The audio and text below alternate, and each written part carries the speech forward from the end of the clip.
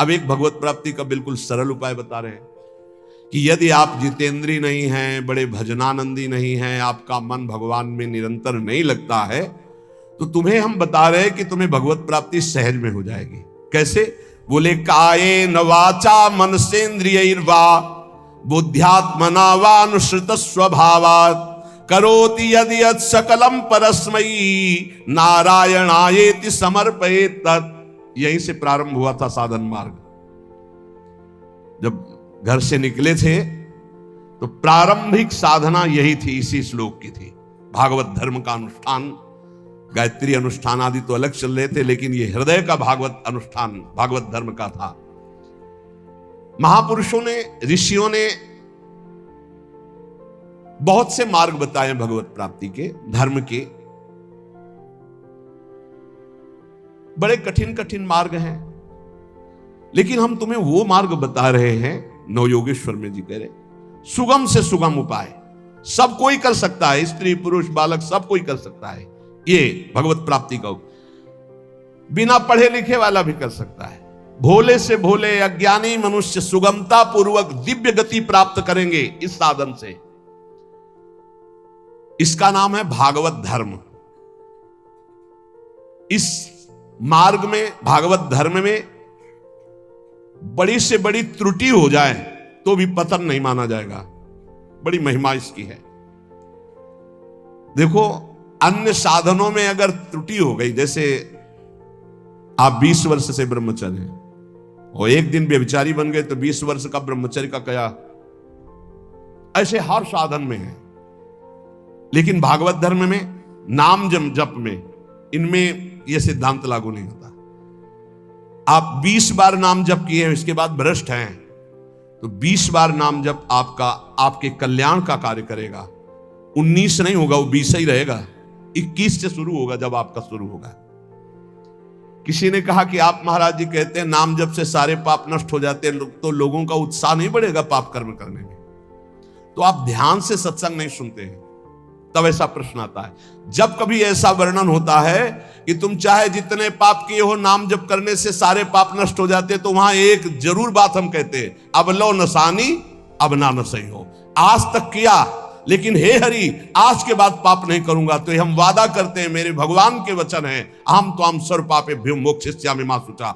और सूक्ष्म रूप से अगर आपने ध्यान से सुना हो कि अगर आज आप कहते हैं कि हे भगवान मैं आपकी शरण में हूं, अब आज से मैं पाप बंद करके आपका नाम जप करूंगा, पक्का आप निष्पाप हो जाएंगे। लेकिन कल फिर पाप जानबूझकर करते हैं तो प्लस हो जाएगा पीछे का। ध्यान से सत्संग सुनोगे तो प्रश्न नहीं उठेगा। क्या नाम जापक का पापोत्साह बढ़ता है? जप करके तो देख, प्रश्न करने की जरूरत नहीं। नाम जप करके देख। हम कहते हैं नाम ही एक ऐसा जो सर्व पाप प्रणाशनम। और देखो, ये तो हम कह रहे हैं, लेकिन इतने में से जितने बैठे हो हमें बताना कि एकदम ब्रेक मार के हमें दिखा दो कोई कि आज से भीष्म प्रतिज्ञा है और निर्वाह करके दिखा दो। ये तो कृपालु भगवान है, कह रहे हो, हम भी कह रहे हैं कि आज से हम पाप नहीं करेंगे। लेकिन हो सकता है कि ब्रेक मारते मारते गाड़ी बीता दो बीता आगे खिसल जाए, वो ब्रेक मानी जाएगी, ब्रेक ही मानी जाएगी कि देख लो पहिया नहीं चला है, पर ब्रेक मारी खिसक गया एक बीता, उतने में घटना घट गई। तो जनयो गुण प्रभु मान नकाऊ दीन बंधु अति मृदुल स्वभाव। अब मन रहा है विषयी पापात्मा, ब्रेक मारते मारते कोई गलती बन गई तो राहत न प्रभु चित चूक किए की करत सुरत सै बार ही। ये उसकी बात कह रहे जिसने ब्रेक मारी पर चूक हो गई, ये उसकी नहीं कह रहे जो सुन के चूक करेगा। उसके लिए फिर नाम के बल से अपराध करने वाले को नामापराध लागू हो जाता है उस पर। कानून है। अब ये जो भागवत धर्म का बोले, इसमें किसी भी निमित्त से प्रमाद हो जाए तो वो कर्तव्य से च्युत नहीं होता। जैसे जीटी रोड बड़ा है, खाली है, आंख मूंद के चलो तो गिरोगे नहीं, बहुत प्लेन जीटी। ऐसे ये बिल्कुल जो मार्ग भगवत प्राप्ति का भी बता रहे हैं भागवत धर्म का, बोले इससे आंख बंद करके दौड़ने पर भी कोई गिरेगा नहीं, अर्थात इस मार्ग में पतन है ही नहीं, गिरने का तो कोई सवाल ही नहीं। इसको कहते हैं भागवत धर्म। तो बोले भागवत धर्म करने वाले के लिए नियम नहीं है कि कोई विशेष प्रकार का कर्म करे। बहुत ध्यान से सुनो, वो शरीर से, वाणी से, मन से, इंद्रियों से, बुद्धि से, अहंकार से, अनेक जन्मों अथवा इस जन्म की आदत से, स्वभाव से जो जो करे यत करोषि, वो सब परम पुरुष भगवान नारायण को समर्पित कर दे, बस इसी से भगवत प्राप्ति हो जाएगी। शुरू करो। कई बार चर्चा कर चुके हैं, यही साधन आगे बढ़ाता है। सिद्ध बनने की कोशिश जल्दी मत करो, यहां बल्ले जल्दी सिद्ध हो जाते हैं। अरे क्या समर्पित करना, हम तो समर्पित ही हैं। सही ढंग से समर्पित हो जाओ तो ये निकलेगा नहीं कि हम समर्पित हैं। वो प्रभु कहेंगे ये मेरा है। हमें क्या कहना, हमें तो सिर्फ इतना कहना है कि हमारे आप हो, बस। समर्पित है कि नहीं वो तो तुम जानो, हम क्या जाने। क्योंकि समर्पण का तो आपको स्वीकृति करनी हो, आप जानो कितना है, हम क्यों कहें। हमारा हर मिनट, हर सेकंड, हर चेष्टा आपके चरणों में समर्पित होगी। अब यहां देखिए, प्रातः से उठो और एक एक घंटा का समर्पण शुरू करो। अभी बहुत जल्दी साधना के सोपान की ऊंचाई पर आ जाओगे आप, पक्का मान लो। लेकिन वही कर पाएगा जिस पर भगवान की कृपा, जो हम कह रहे हैं। एक एक घंटा का समर्पण, वो भजन हो, नौकरी हो, किसानी हो, खान पान हो, शौच स्नान का समय, जो भी समय आपका गया, फिर से ध्यान से सुन लो, इसमें तर्क मत करना। शरीर से, वाणी से, मन से, इंद्रियों से, बुद्धि से, अहंकार से, अनेक जन्मों की आदतों से, एक जन्म, इस जन्म की आदत से, स्वभाव से, अहंकार से जो जो भी कर्म हो रहे हैं, वो सब परम पुरुष भगवान नारायण को समर्पित कर दो। इसे भागवत धर्म कहते हैं। इसका फल होगा भगवत प्राप्ति।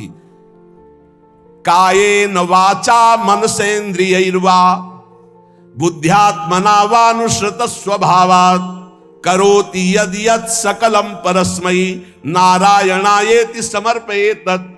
ये जब घर से भागे थे और गुरु शरण में हुए थे, तब से अनुष्ठान ये प्रारंभ उसी समय से हो गया था। क्योंकि श्रीमद् भागवत की कृपा बचपन से रही, घर में शाम के रोज भागवत की चर्चा। पर जब वैराग्य भाव में आए तो हमका इसका अनुष्ठान होना चाहिए। ये भागवत धर्म है। और बस ये शुरू कर दिया था, एक एक घंटे का शुरू किया था। जैसे सुबह 7 से 8 बजे तक नाम जप करते हुए शौच स्नान इस आपका 8 बजे, हे करुणा निधान भगवान, 7 बजे से 8 बजे के समय में जो भी कर्म बनाओ आपके चरणों में समर्पित। ठीक, अब 8 बजे से 9 बजे तक जो, फिर धीरे धीरे, ये हम आपको बिल्कुल अक्षरशः वैसे बता रहे जैसे किया, धीरे धीरे शयन तक। जब शयन से सुबह उठे तो रात्रि में सोने का जितना समय था, 6 घंटे, 5 घंटे, 4 घंटे, हे प्रभु आपके चरणों में ये सभी समर्पित। अब इसका फल ये हुआ कि कुछ समय बाद हमारे अंदर जलन शुरू हुई और जांच होनी शुरू हुई कि हमारे कर्मों में त्रुटि कौन सी है। उन त्रुटियों का समाधान शुरू हुआ। प्रभु से प्रार्थना, हे प्रभु देखो ये गंदी बात थोड़ी आपको समर्पित होती, देखो मेरे मन में गंदी बात चल रही, मेरे मन में ऐसी बात आ रही। कृपा हुई, जांच शुरू हुई, गंदगी निकालने की प्रार्थना हुई। धीरे धीरे धीरे फिर जब मन, तन, प्राण, अहम ये जब समर्पित हो गए तो फिर बंद हो गया। जब घर का जाया हुआ चेहरा हो जाता है ना, उसको फिर वो पेमेंट नहीं है, वो समर्पित है, फिर वो ये सब बंद हो जाता है। ये इतने से इतने राधा वल्लभ अर्पणम मस्तु, अब कुछ रह ही ले गया तो क्या अर्पणम मस्तु। अब तो राधा वल्लभ जी खुद अर्पणम मस्तु हो गए हैं, तो अब क्या अर्पणम मस्तु, राधा वल्लभ जी अर्पणम मस्तु। अब यही राधा वल्लभ जी का ही राज्य है, तो अब अर्पण क्या करना हो, तो बैठे भी सिंहासन पर। ये सिद्ध, वही हम पहले कही कि सिद्ध ही मत झाड़ो। अगर आपकी स्थिति भगवदाकार नहीं है तो आपको ये साधन बहुत बढ़िया है, बहुत बढ़िया। चतुरासी जी का पाठ किया, राधा वल्लभ, सेवा की राधा वल्लभ जी पर, रसोई अमन या राधा वल्लभ जी, किसानी की 5 घंटे, भूल गए आप 1 घंटे में, 1 घंटे में कहां देखे, तो 5-6 घंटे में एक बार पूरा थोक में जमा कर दो। 8 घंटे ड्यूटी की, हे प्रभु 7 बजे से गए थे, देखो 8 घंटा ड्यूटी। ये 8 घंटे के समय में जो भी क्रियाएं, चेष्टाएं हुई, नाथ आपको समर्पित है। आप इस समर्पण वृत्ति से प्रसन्न हो जाइए और अपनी शुद्ध भक्ति प्रदान कीजिए। कह रहे ये समर्पण लोगों की मान्यता और धारणाओं से आपको उठाता चला जाएगा, और बताना किसी को नहीं, सुन लो और आज से धारण कर लो, बिल्कुल फ्री है। कोई एक विशेष भागवतिक कार्य समर्पित करना, ऐसा नहीं, स्पष्ट लिखा है। भागवत धर्म का पालन करने वाले के लिए यह नियम नहीं है कि वो एक विशेष प्रकार का ही कोई कर्म करे और वो भगवान को समर्पित करे। वह शरीर से, वाणी से, मन से, इंद्रियों से, बुद्धि से, अहंकार से, अनेक जन्मों अथवा एक जन्म के स्वभाव और आदत से जो जो करे वो परम पुरुष प्रभु श्री हरि को समर्पित कर दे। इससे क्या होगा? आप समर्पण करते रहिए, आपकी स्थिति लोगों की मान्यता और धारणाओं से ऊपर हो जाएगी। कह रहे वो दंभ से नहीं, नाटक नहीं, वो स्वयं उसके अंदर ऐसे भाव जागृत हो जाएंगे। एवं व्रता स्वप्रिय नाम कीर्त्या जाता अनुरागो द्रुत चित्त उच्चई हसत्यथो रोदति रोति गायत्युन्मादवन नृत्यति लोक बाह्या। ये समर्पण रंग लाएगा। क्या लाएगा? अब नाम में प्रीति होने लगेगी, राधा राधा राधा। उसको हृदय में अपने प्रीतम के नाम कीर्तन में स्वाद मिलने लगेगा, नाम में प्रीति होने लगेगी। नाम में जो ही प्रीति हुई तो अनुराग उत्पन्न हुआ। अनुराग का अंकुर जब आया तो चित्त द्रवित हो जाता है। अब वो साधारण लोगों की स्थिति से ऊपर उठ जाता है। लोगों की धारणा, मान्यता उस तक नहीं पहुंच सकती। जो समस्त कर्म भगवान को समर्पित करता है उसका नाम में प्रेम हो जाता है। नाम का प्रेमी अनुराग रंग में युक्त होकर लोगों की धारणा और मान्यता से अध्यात्म की ऊंचाई पर पड़ता है। वो दंभ से नहीं, स्वभाव से मस्त हो जाता है, मत वाला। अब वो कभी खिलखिलाकर हंसता है, कभी फूट फूट कर रोता है, कभी ऊंचे स्वर से भगवान को पुकारता है, कभी मधुर स्वर से भगवान नाम कीर्तन गुणगान करता है। कभी कभी ऐसी स्थिति में सामने उसके भगवान होते हैं तो अपने प्रभु को रिझाने के लिए वो उन्मादवन नृत्यति लोक बाह्या, लोक बाह्य स्थिति, वो उन्मादवत नृत्य करने लगता है। सामने उसको प्रभु दिखाई देते हैं, वो जिधर दृष्टि डालता है उसको भगवान दिखाई देने लगते हैं। ये साधन का फल देखो। खम वायु मग्निम सलिलम महिम च ज्योतिंश सत्वानि दिशो द्रुमादीन सरित समुद्राश्च हरे शरीरम यत्किंच भूतम प्रणमे धनन्यः। आकाश की तरफ देखता है तो उसे भगवान वायु, अग्नि, जल, पृथ्वी, ग्रह, नक्षत्र, प्राणी, दिशाएं, वृक्ष, वनस्पति, नदी, समुद्र, सब का सब भगवत स्वरूप उसे दिखाई देने, क्योंकि भगवत स्वरूप है। सभी रूपों में अपने आराध्य देव को प्रकट रूप से देखकर, चाहे जल सामने आए तो जल रूप भी भगवान, वायु स्पर्श करे, हाँ मेरे भगवान मेरा आलिंगन कर रहे हैं। जिधर दृष्टि जाती भगवान वो अनन्य भाव से भगवत भाव में डूबा हुआ सबको प्रणाम करता है। भक्ति परेशानुभवो विरक्ति रन्यत्र चैष त्रिक एक कालः प्रपद्यमानस्य यथास्नतः स्युस् तुष्टि पुष्टि क्षुदपायोनुघासम। आहा, जैसे भोजन करने वाले को प्रत्येक ग्रास के साथ तुष्टि, पुष्टि, क्षुधा निवृत्ति तीनों एक साथ होते हैं, ऐसे ही एक एक मिनट जो भगवान को समर्पित करता है, नाम जप करता है, उसको भजन के प्रत्येक क्षण का प्रभाव, संसार से वैराग्य, प्रभु में प्रेम और अपने स्वरूप का ज्ञान तीनों एक साथ हो। तुष्टि, पुष्टि, क्षुधा निवृत्ति, संसार से वैराग्य, भगवान में अनुराग, अपने स्वरूप का ज्ञान, तीनों एक साथ बढ़ते चले जाते हैं। एक एक क्षण भगवान को समर्पित करता है, भगवान नाम जप करता है। यही जीवन का सार है। गुरु शिष्य का संबंध है भगवत प्राप्ति कराने से। तन मन प्राण समर्पित करके गुरुदेव की आज्ञा पे चलो, निश्चित भगवत प्राप्ति है।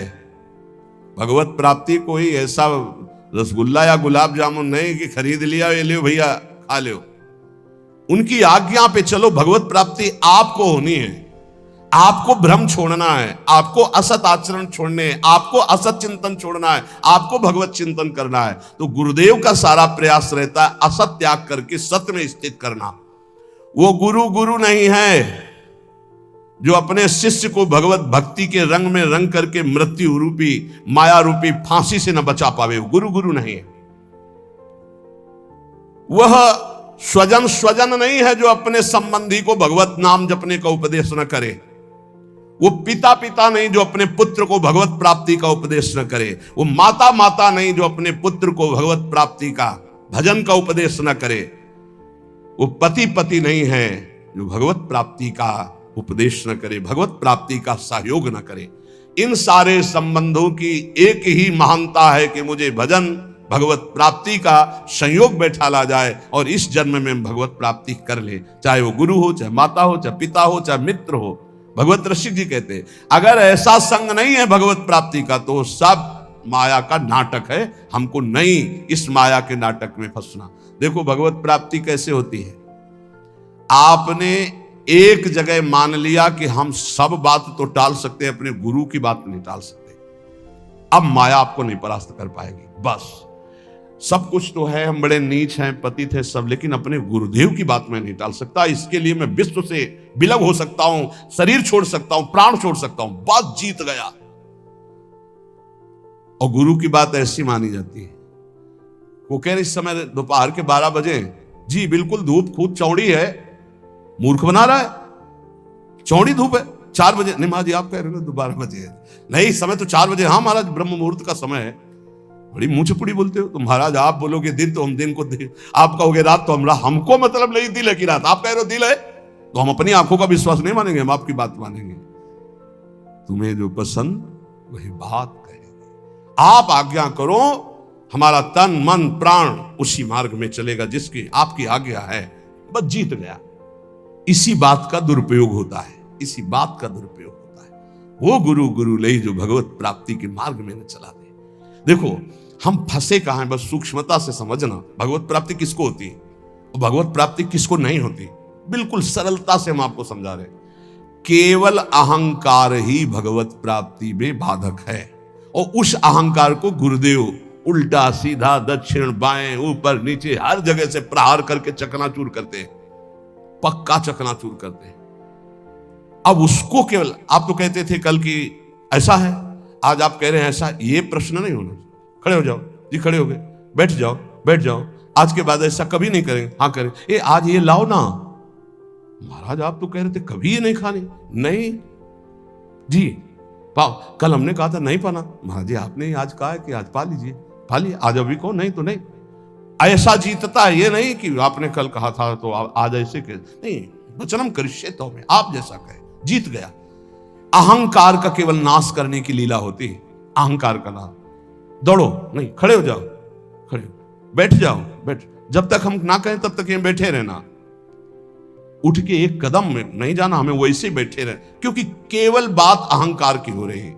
इस अहंकार का मर्दन केवल गुरु कृपा से होता है। और जब देखते ना कि ये तो अहंकार को संभाले हुए, तब फिर वो दुलार करने लगते हैं। अच्छा तो ऐसे बहुत घाटा है, गुरुदेव हमें कभी दुलार ना करें, वो सदैव हमारे ऊपर शासन वृत्ति से रहें। उनको कभी ऐसा ना लगने पावे कि अगर हम तो अवहेलना करके हम चले। ये कभी एक साधक कह रहे थे कि हमें सबसे बड़ा दुख तब होता है जब आप विनय पूर्वक कोई बात हमसे कहते हैं, तब लगता है कि आज तक हमारी ऐसी वृत्ति अभी नहीं हो पाई कि गुरुदेव अपना मानकर हमको तू संबोधन करके बात करें। ऐसी बात वो विनय पूर्वक बात करें, मतलब सम्मान पूर्वक। कहीं मेरे अंदर अहंकार है, कहीं मेरी भूख है। बोले बस ये मुझे पसंद नहीं आता जब आप विनय पूर्वक बात, कि मैं आपसे हाथ जोड़कर प्रार्थना करता हूँ आप ऐसा, तब लगता है धिक्कार हमारे जीवन को। अभी तक मेरा अहंकार बकाया रह गया है, अभी तक गुरुदेव अपना नहीं माने, अभी तू कह के संबोधन नहीं करे, रे ऐसा करो।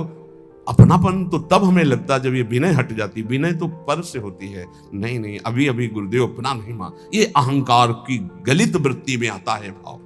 अहंकार बहुत, यही भगवत प्राप्ति, सिर्फ भगवत प्राप्ति में मुख्य है अहंकार, और इसी की गुफा में रहते हैं काम क्रोध लोभ आदि।